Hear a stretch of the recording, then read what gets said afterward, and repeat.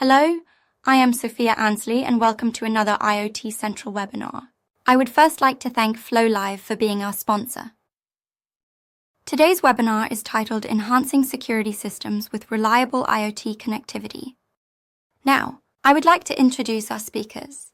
Luigi Capobianco is the Senior Vice President for Europe and the Middle East at FlowLive, and Neil Hutchinson is the co-founder and Director of Business Development at Everything Voice. To start it off, I will turn it over to our host, AL from FlowLive. Let's get started. My name is Eyal. I will be your host and moderator today.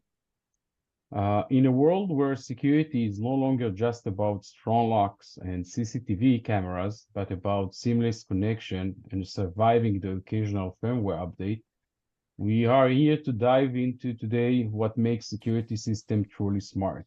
And we have here today with us Luigi Capobianco from FlowLive, and we have Neil Hutchinson from Everything Voice.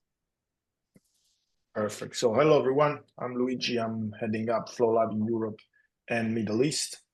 And thanks, Neil, for joining us here today.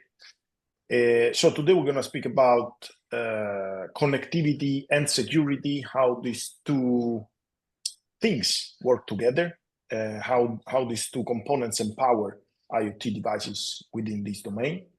We can, of course, talk about security across several industries, talk about security across several devices. Here in this slide, you see just some of the potential applications. Neil probably will share some more later on in his presentation. Probably we will discuss some more in the panel.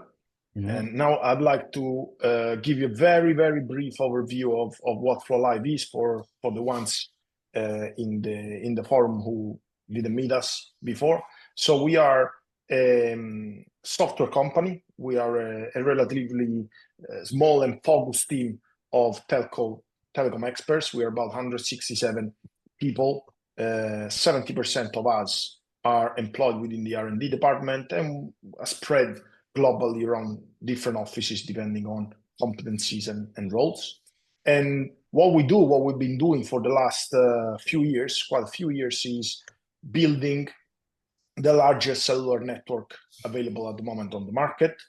And we're building this in-house in order to securely connect anything to the internet anywhere on Earth, meaning the largest cellular network in the world means that we can provide coverage in every single country through different providers in different ways on obviously different networks, completely redundant and completely geo-redundant, so to allow the best coverage, best availability, and best performance, which can then enable our partners like Everything Voice to deploy to their end customers secure communication and to have simplified operations and to enjoy very good high-level support we offer. Going to the next slide. I'd like to explain what is that I mean by the world's largest cellular network.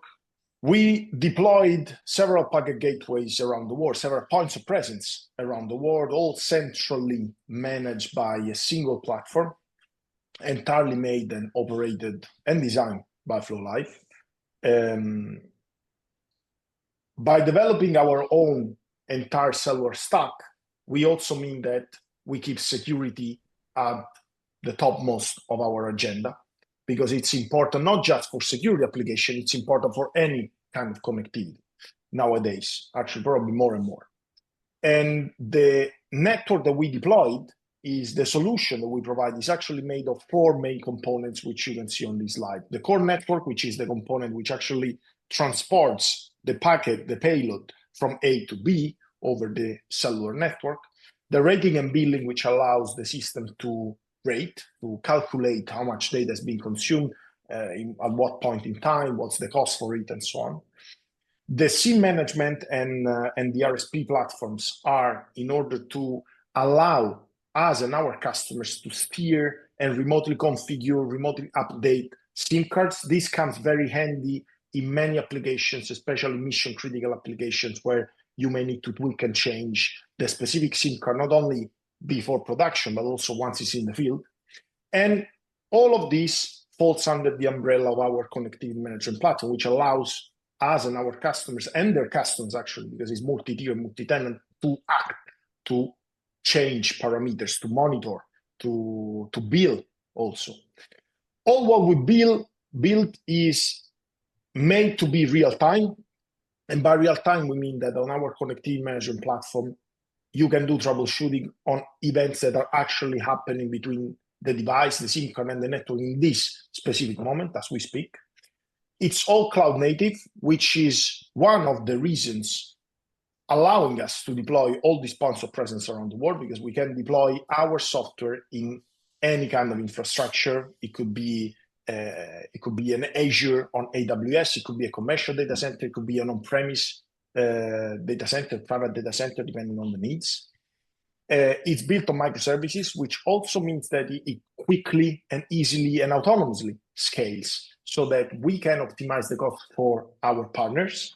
And you can make sure that if one of your customers has a specific load because they're launching a software update, for example, our network responds autonomously and consumes more virtual machines, more Kubernetes pods, accordingly to what's needed in that specific moment.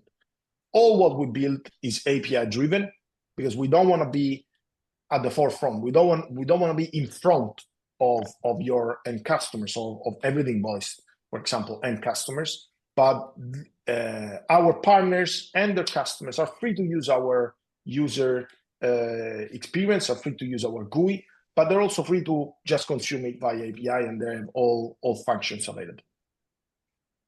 Thanks, Eyal. So what are our core values, just to sum them up to close? We want to provide the best cellular coverage in the world. We do this by partnering with several MNOs. We currently have about 12 IMSIs, so 12 MNO relationships in our portfolio, which all our partners can consume. We want to deliver the highest availability in the market, which again is done by, yes, having geo-redundant core network, yes, having several points of presence, but also having agreements with several different MNOs, and having on our SIM card, on the SIM cards we provide of any form factor, the ability to have multiple IMSIs running on the SIM card at any point in time on an applet that we made, we designed, we maintain, and we command. We know that there are multiple multi-IMSI solutions on the market. We believe that our has quite a lot of advantages because it's made in-house, it's made for this specific IoT purpose. And this allows us to have very high availability on the market together with the nature of our core network.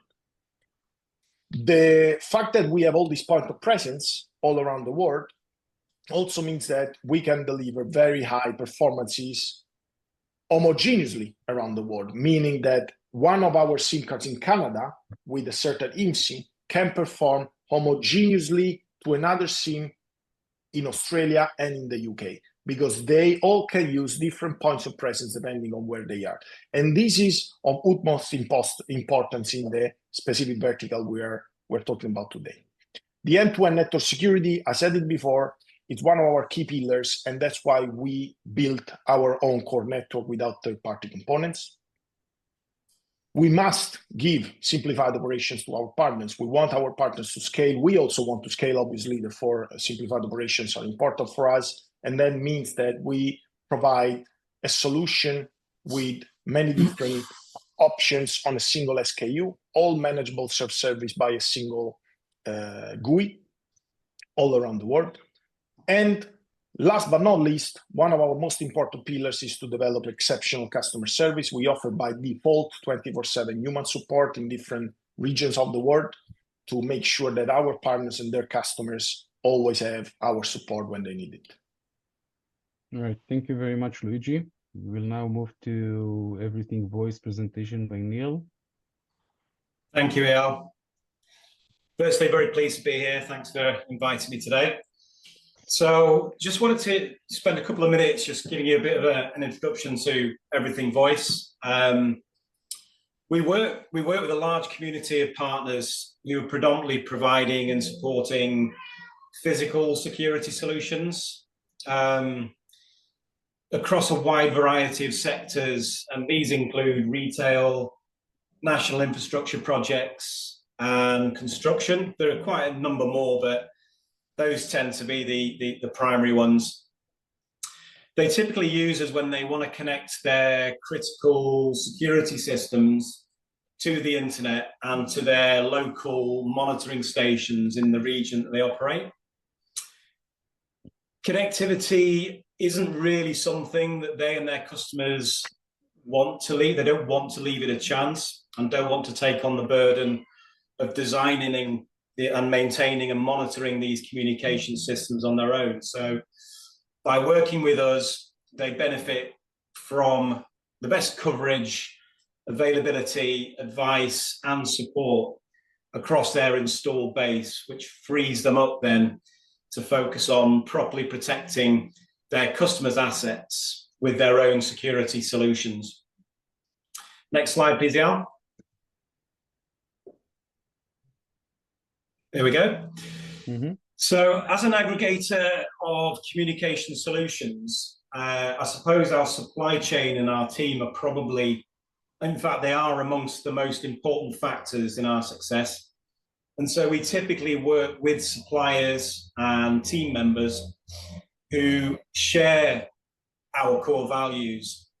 As a team, we're always pushing ourselves and our customers to improve, evolve, and innovate, whilst providing playing a very supportive role, helping them understand what can be achieved, playing a key part in helping them stand out in what is quite a crowded market in physical security.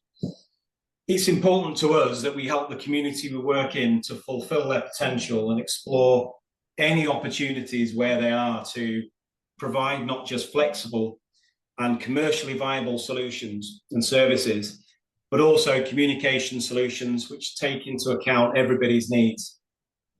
Next slide. KZL. So as a business, we're a group of people, which every business is, with similar values when it comes to serving the customer. And we hold ourselves and our supply chain very much to account. Our supply chain, including FlowLive, is fundamental to our success. The strength of our supply chain has played a huge part in helping us, not only keeping us very inspired and invigorated to do better, but to help us grow in a relatively short period of time. Some of the milestones I would say that we're probably the most proud of include the growing number of M2M and IoT connections. So we've grown that by 10,000 in the last 2 years, almost entirely across our customer base of physical security solutions providers. We've also seen a huge growth in the number of security companies purchasing both our 4G and 5G router hardware and the number of software solutions to install in their towers, PIDs, pods, all manner of different portable, typically, security solutions which operate on these sites.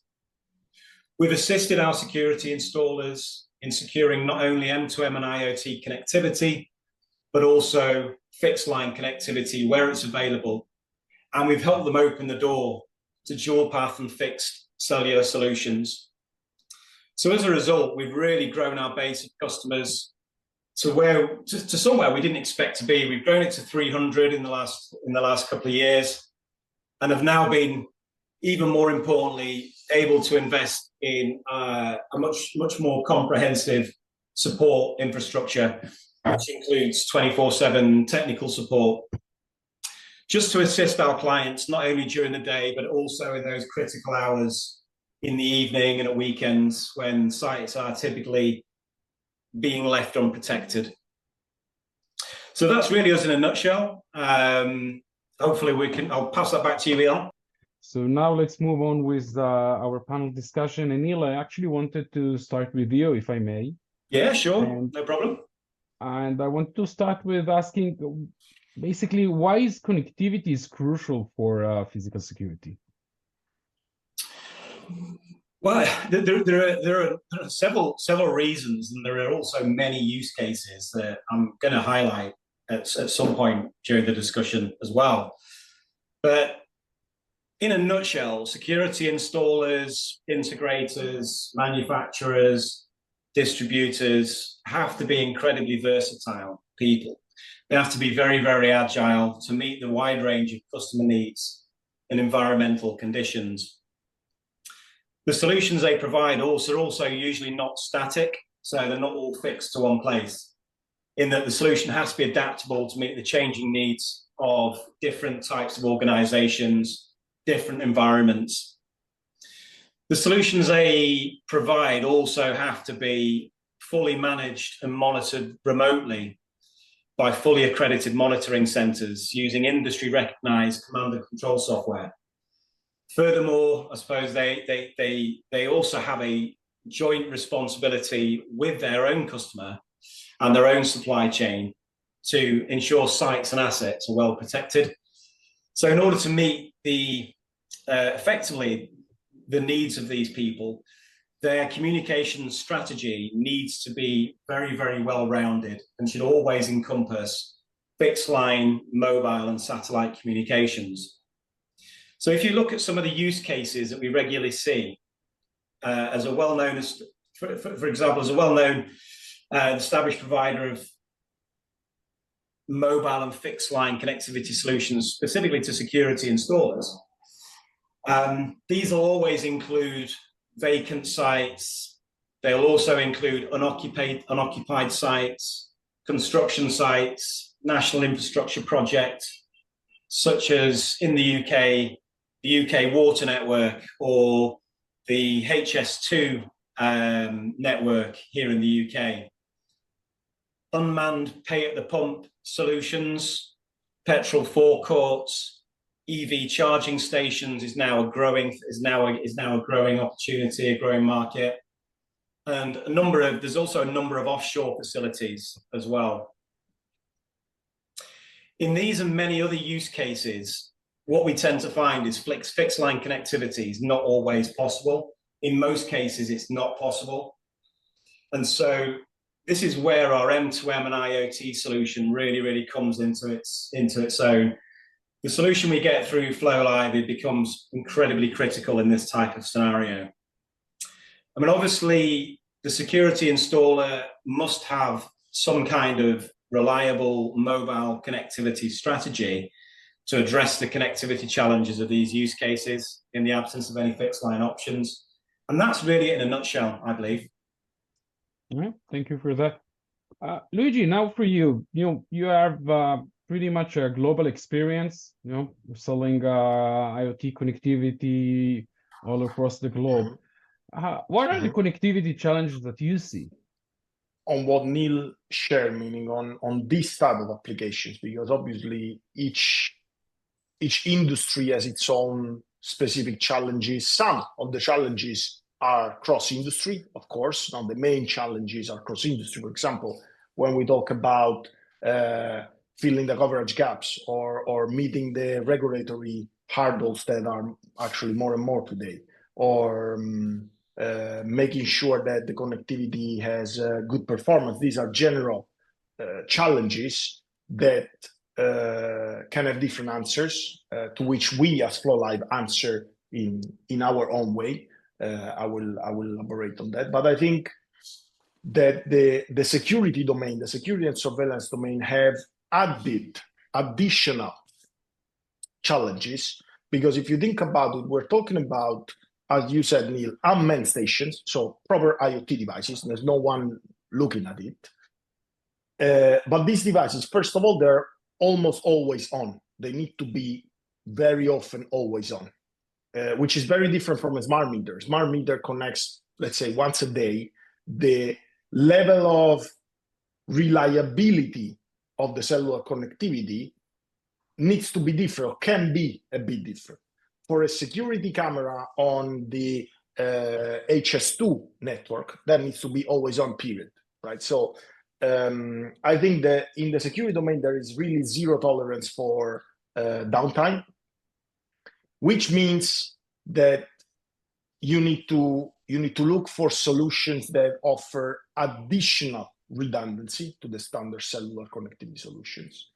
There is also a growing need for higher throughput, because of course, more and more of these devices are based on video analysis, on footage analysis, very often done with AI tools. So not only the latency needs to be low in order to act to an alarm, but it needs to be low in order to communicate, to send these growing payloads over in a quicker way. So if you put together the zero tolerance and the high needs for performance, these are, in my opinion, two of the main specific challenges that the security domain faces. And I think our solution answers to these challenges in a few ways. Point number one, what we define as our hyperlocal architecture, meaning it's a global architecture with all these points of presence deployed all over the world, tens of points of presence that the SIM can use depending on the location or the configuration that the specific partner decides to use on that SIM card. So this localized architecture, which covers the globe, allows the device to use the best possible route in order to decrease latency, for example, to increase performance of the service. You can then match this with the ability to have multiple IMSIs sitting on the SIM card, all active at the same time. And this means that you always have a backup scenario. If on top of this you add that all our infrastructure is fully geo-redundant, meaning that, for example, for a SIM connected in the UK, we have a UK packet gateway, a packet gateway in Frankfurt, and a packet gateway in Sofia, active. It means that the level of reliability that our infrastructure offers by definition, it's quite high, and therefore it matches nicely with the needs of the security domain. I think overall, if you want to summarize the challenges and what we answer, the way we try to answer these challenges, is that you need to cover compliance, performance, and reliability in the best possible way. And we chose to do it at FlowLive with our hyperlocal architecture over multi-IMSI solution. All right, thank you. So now basically that we understand the connectivity challenges and we also understand the needs for the connectivity, I wanted to ask you, Neil, but actually in real life, what happens when IoT connectivity fails? Well, firstly, I agree with everything Luigi said there. I think it's ignore it at your peril, really. Reliance on high quality communications links can't be understated, whether that be fixed line, satellite, or M2M stroke IoT type connectivity. Going back to the previous question, if you look at some of the typical use cases that I mentioned, and some that Luigi's mentioned there again, vacant and unoccupied sites, construction sites, unmanned pay at the pump petrol forecourts, EV charging stations, offshore facilities, so many. These will typically not have anything other than access to a mobile data connection just because of the nature of the site. At the same time, then the customer expects at least the same level of access for their engineers and monitoring facilities. Monitoring facilities are obviously crucial. Without monitoring facilities and good, reliable, proactive monitoring, there is so much risk to reputation, to assets, to a whole raft of additional things. I suppose the design of the customer's overall security solution can factor in elements of backup, resilience, and redundancy. But this can all also come at significant expense and cost. We've seen this before. So having a high quality and reliable M2M and IoT type connectivity is absolutely crucial. Without this, sites are at risk of being unprotected, expensive assets are at real risk of loss. Then you've got inconvenience, you've got disruption, you've got damage to reputation, all really, really important factors.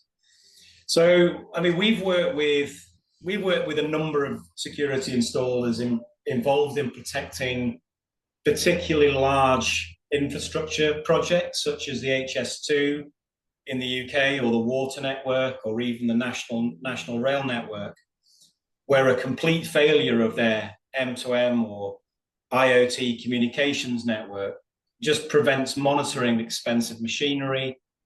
There is site safety, there's people safety, there's delays in responses to thefts, or vandalism or damage, which is typically resulted in thousands and thousands of pounds worth of assets at risk. Not to mention, the risk to a company's reputation, their brand, what they're about.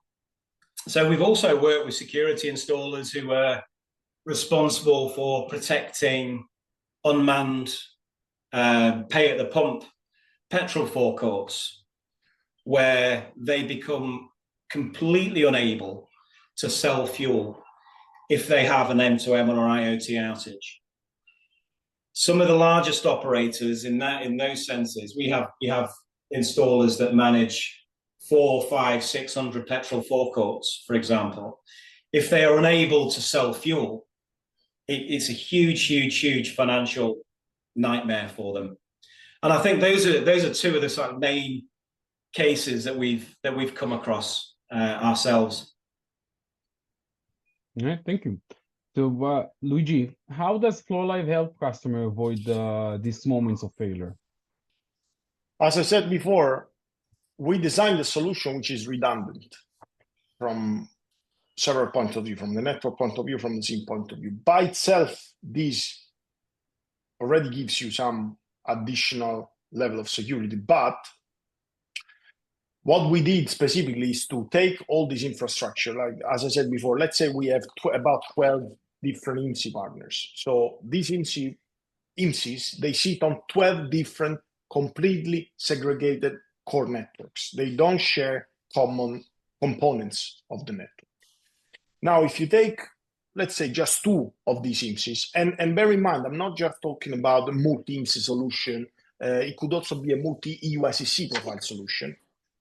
So it's not limited to the multi-IMSI UICC kind of flavor of it. Mm-hmm. But if you take two profiles, whatever flavor you like to have it, if you take two profiles, and these two profiles are sitting on two completely segregated core networks, then what we did, we implemented both on UICC and EUICC, we implemented a set of logics which allow the SIM card to act in case something doesn't work. For example, the SIM card is connected, registered to the network, connected with IMSI number one. Something happens to the core network related to IMSI number one, or something happens to the cellular network, the radio access network on the ground, to which the IMSI number one is connected at that point in time. Mm-hmm.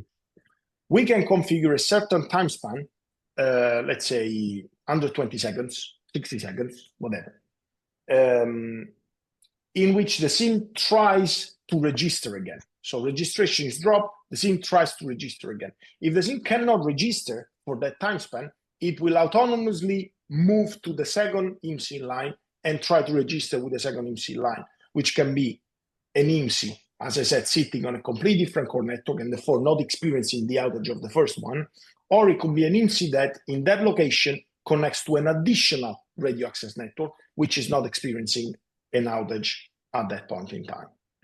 Mm-hmm. And this is just one of the examples that can help solve a situation like that one. In another case, going a bit more technical, if the registration is working, but there is an issue with the data transition, with the data transport, with the packet gateway, if you are using an infrastructure with a single packet gateway, if that packet gateway is down, you have an issue.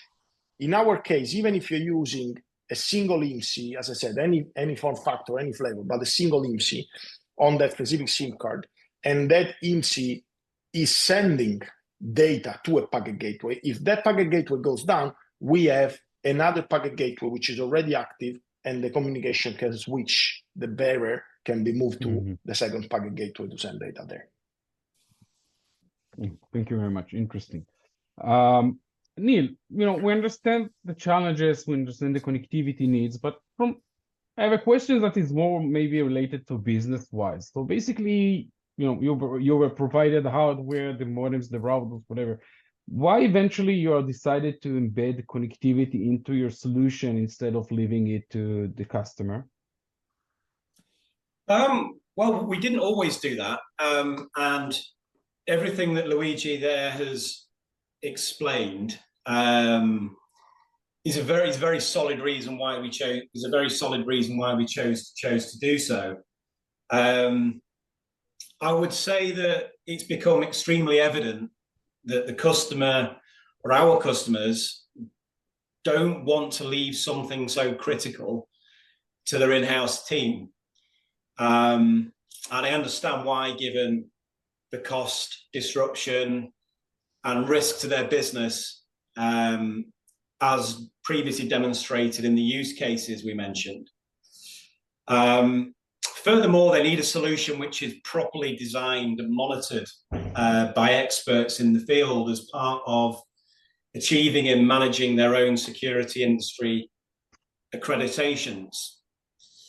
So furthermore, we decided that only providing a part of the communication solution for us only served to impede things like troubleshooting, it delayed resolution, it caused unnecessary stress to our installers and their clients.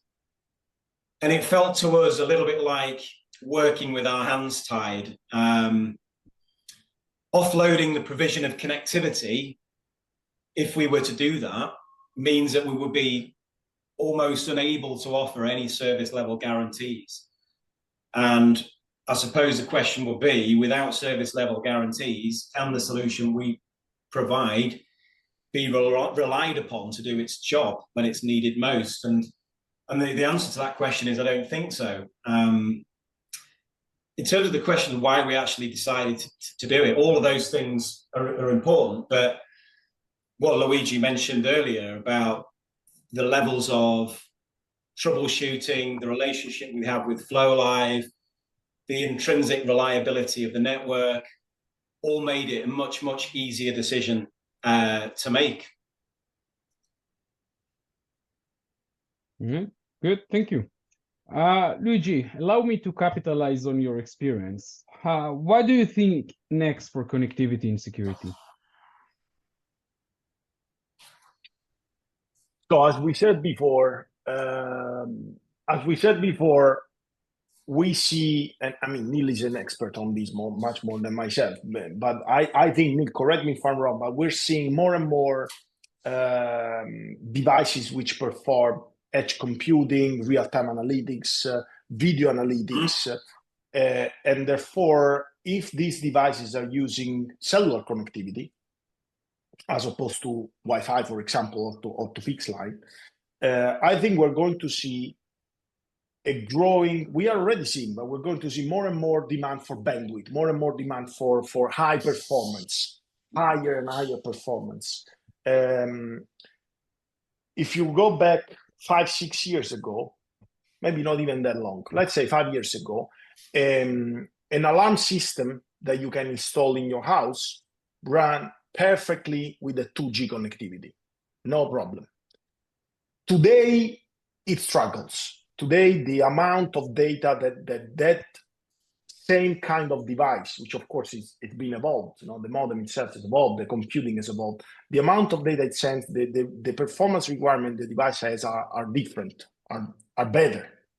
So we as a connectivity provider, the connectivity industry needs to cope up with that. We need to expand our networks. We need to grow our networks, which is what we're doing. There's a need for elastic networks. As I said before, for example, our network is cloud native, is made of microservices. It's elastic by default, right? A legacy network, which was built on more, let's say, more solid kind of infrastructure, as a tougher time in expanding depending on the demand. So that's first thing, need for growing performance. 5G also comes into the game with this now. We will see more and more 5G compatible devices. We definitely see a growing need for VoLTE technology to be applied to security. Let me include into the security also, for example, the lift monitoring devices. No? The lift monitoring industry has been in the last couple of years moving from standard voice to VoLTE, and it will keep doing that going forward. And we're seeing the increased amount of global regulations related to data privacy. Since here very often we're moving payloads which contain images and not just the temperature data, we need to be very careful about data privacy acts, about the GDPR-like regulations, and therefore it's important to use cellular connectivity solutions which handle data correctly, probably through local breakouts. So to summarize, growing performance, need for new services like VoLTE, growing amount of regulations. These things together are, in my opinion, going to be more and more needed. We also see, as in every industry, a growing need for AI. As a matter of fact, we are deploying a set of autonomous analytics features, which come into play in the security domain, because as we said before, here there's zero tolerance for outages. We are deploying some kind of feature that, for example, allow the platform itself to spot if that specific SIM card is behaving not accordingly to his trend up until an hour ago, up until a day ago, so that the platform itself can be proactive and spot if there's an issue anywhere and let the user know before the user finds out, so that the proactivity across the value chain can be much higher. Yeah, thank you for that. Neil, if you may, can I ask you, how did you choose your connectivity provider? Maybe you can share that with the audience, what they need to look at, to be careful from.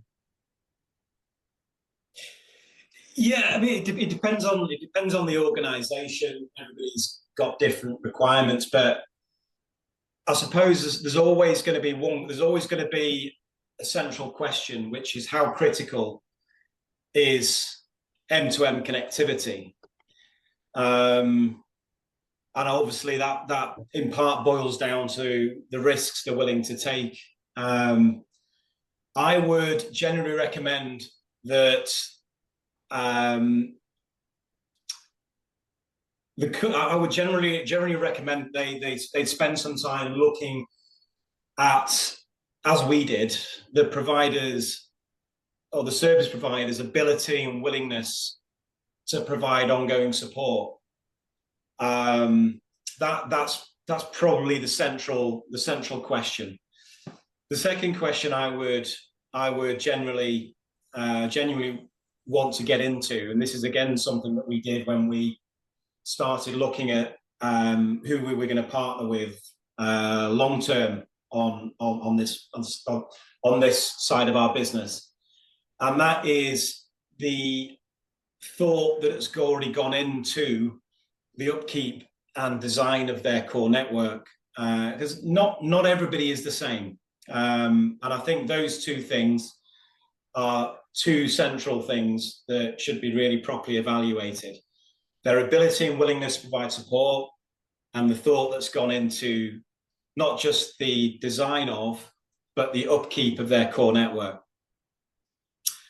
FlowLive for us was the natural choice, given everything I said about the critical nature of the solution for our customers, the always-on nature, ourselves as a business, the way that we react, our proactive nature, our willingness to work in partnership with customers.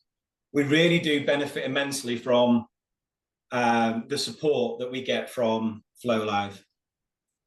We also benefit immensely from the localized nature and the high performance that we get from the localized connections that we get from FlowLive.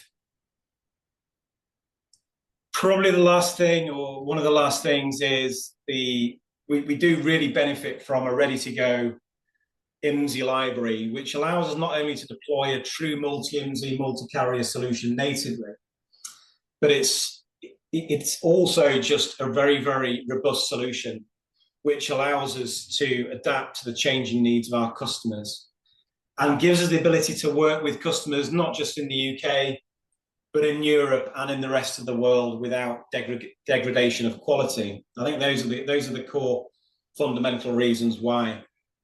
I want to just end by saying, from our point of view, from my opinion, from my team's opinion, the FlowLive CMP is by far and away the best one that we've worked with, giving us far more tools to really support our customer base and to allow our own customers a number of self-service options, including troubleshooting, SIM management, proactive monitoring and alerts and alarms.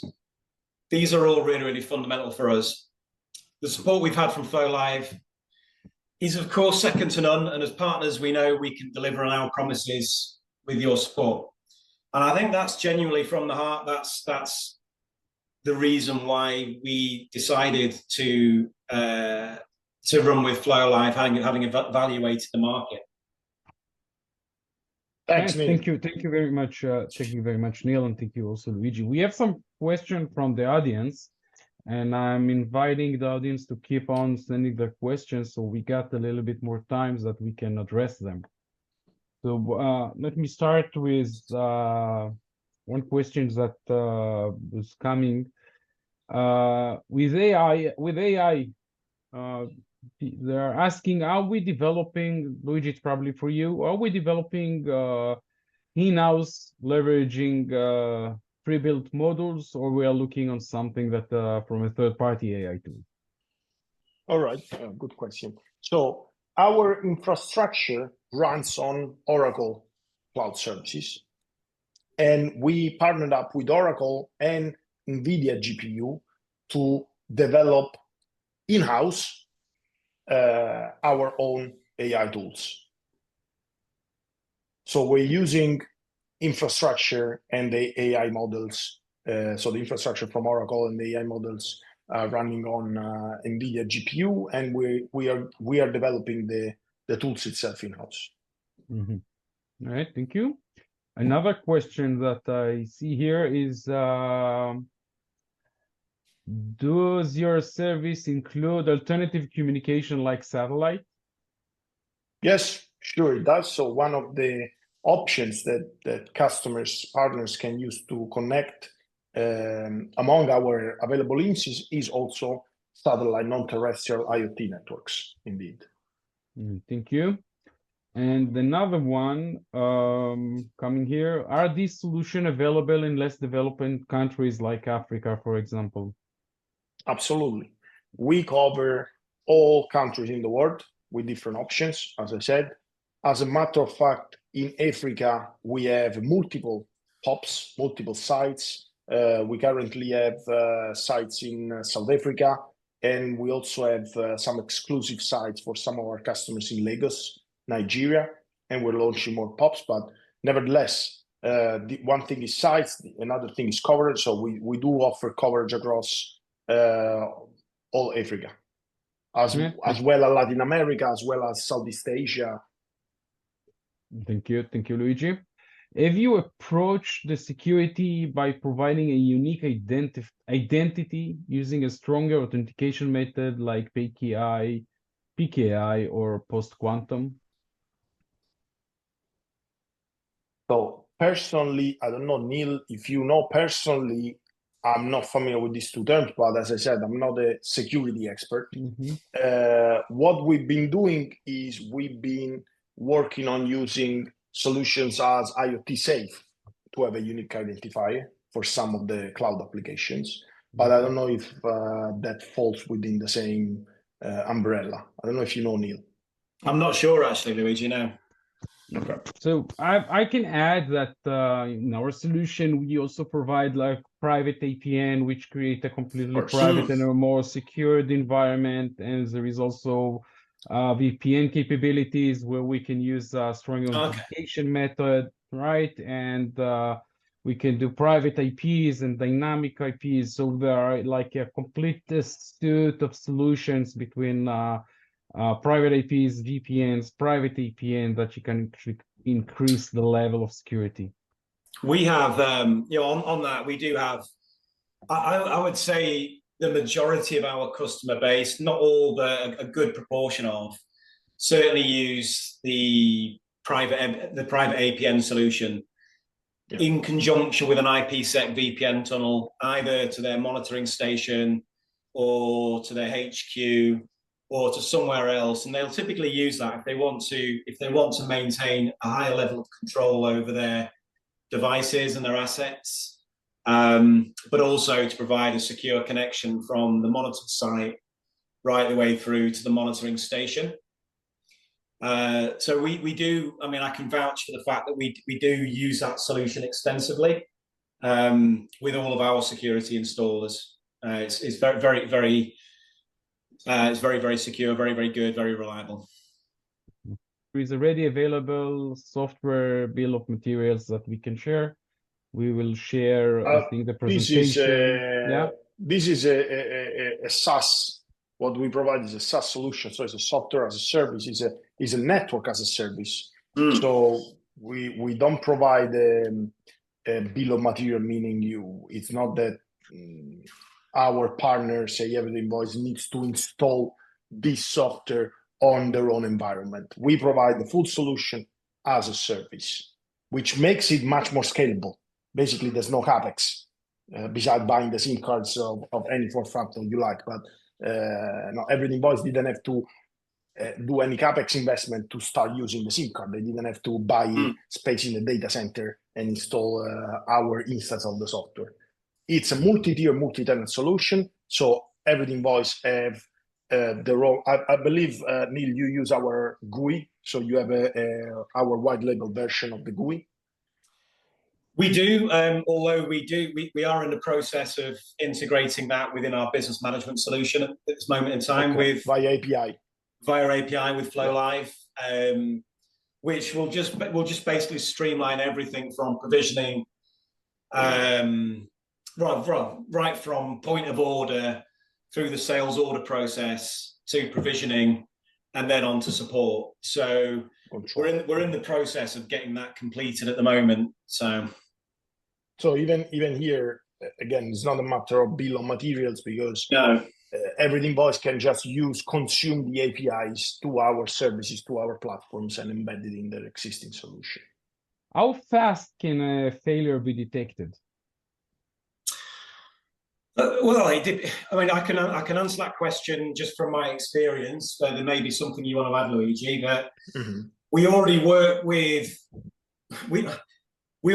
several providers who continually and proactively monitor the health of CCTV solutions, providing almost real-time feedback on failures.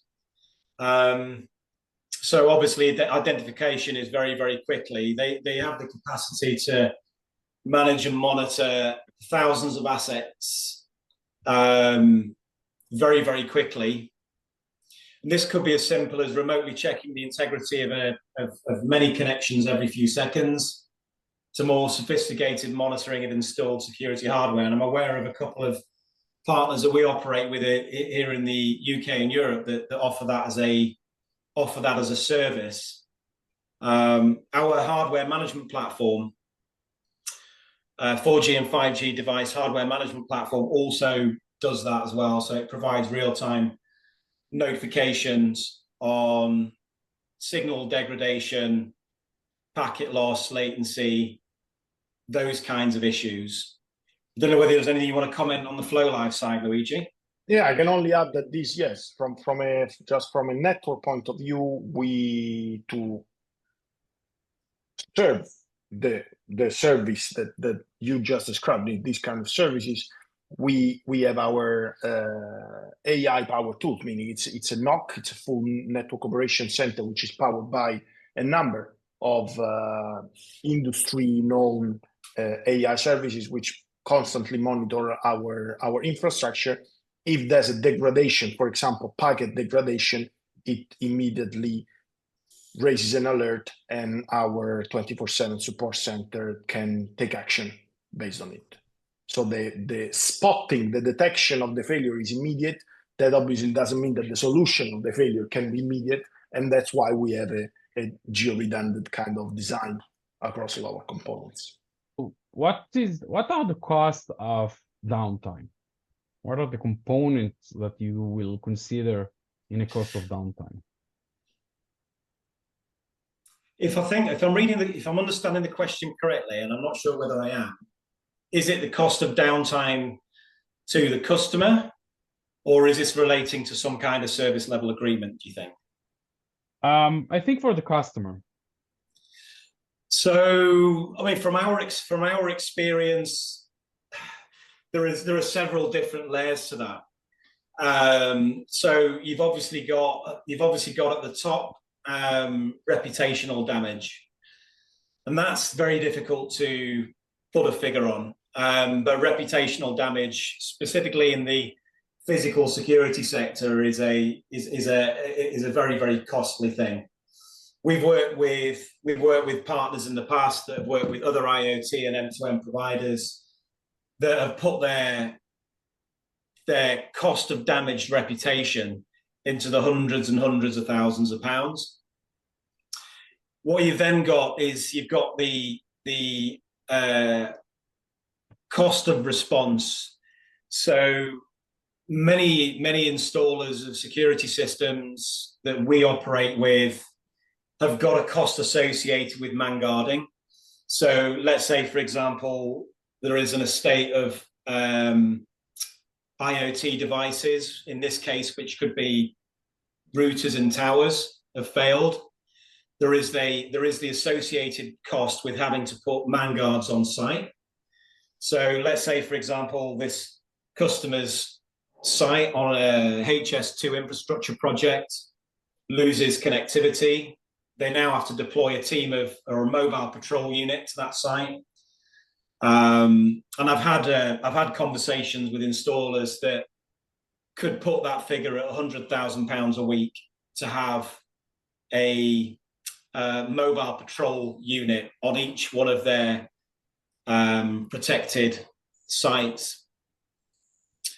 And then you've got the cost of assets as well, and that's going to depend on the nature of the site that's being protected. Expensive plant machinery is one thing, but then there's vehicles. We talked earlier about the pay at the pump scenario, where one particular forecourt operator is unable to transact fuel using the pay at the pump system without connectivity or without the camera operating to monitor that site. And if you've got some operators in the UK that have got 300, 400, 500 locations, not being able to sell fuel for 24 hours could be again into the hundreds of thousands of pounds. So yes, it will depend on the exact nature of the site, but the common ones are loss to reputation, guard response, mobile patrol units, and loss of assets. Yeah, thank you very much, Neil. And also thank you, Luigi. We are running out of time, so I want to thank you both for joining me here today. I want to thank everyone that joined us here today. And if you would like to explore how Everything Voice or Flow Live can support your connectivity needs, reach out to us directly or visit flowlive.net or everythingvoice.co.uk. This is how they were said, this is just the start of the conversation, so stay safe, stay secure, and most important, stay connected. Thank you very much. Thanks, Eyal. Thanks, Neil. Thank you, Thanks, everyone, for participating. Bye-bye. Thank you, gentlemen. That was an incredibly insightful discussion. I would especially like to thank Flow Live for being our sponsor. You can view more webinars at iotcentral.io. Have a wonderful day.